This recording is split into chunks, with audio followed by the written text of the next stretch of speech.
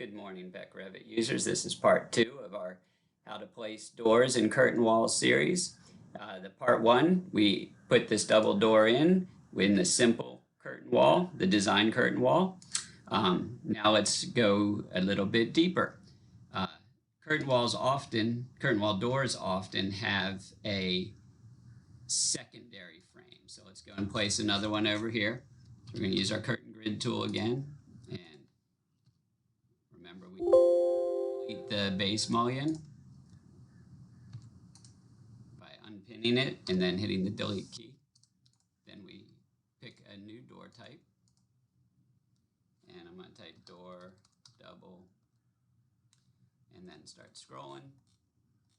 You could type it all the way in. So this time I'm going to put exterior with frame. Doors with frames, you'll see, have a secondary frame. Those frame thicknesses are controlled by parameters in the door family itself.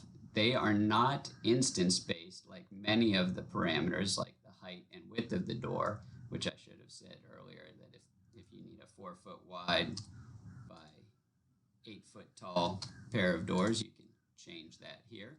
You'll notice we have a mess on our hands, and you guys already know how to fix that, right? You pick on that and move this from endpoint to endpoint, and all that looks beautiful. And you'll see that secondary frame is adjusting. This frame is controlled by the type of the door,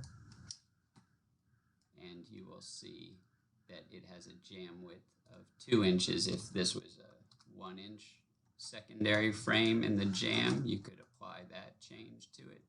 And now you see that gets thinner. Now, if we did that, obviously our door panel is controlling that, so we would have to move our curtain wall mullion in response to that. The head height also can be revised. So I'm going to switch to thin mode so you can see that little extra frame there. Just grab on that grid line, move it endpoint to endpoint, and you've got your curtain wall door.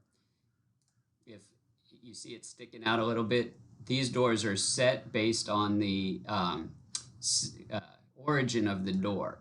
So if you take this and change this to 0, the push inside, that's going to set it in a little bit. If you want it to flush right out, you can pick on that door and change it to whatever value. I could have measured first, but I'm just guessing at this point, but you get the idea. So that moves that in and out as needed.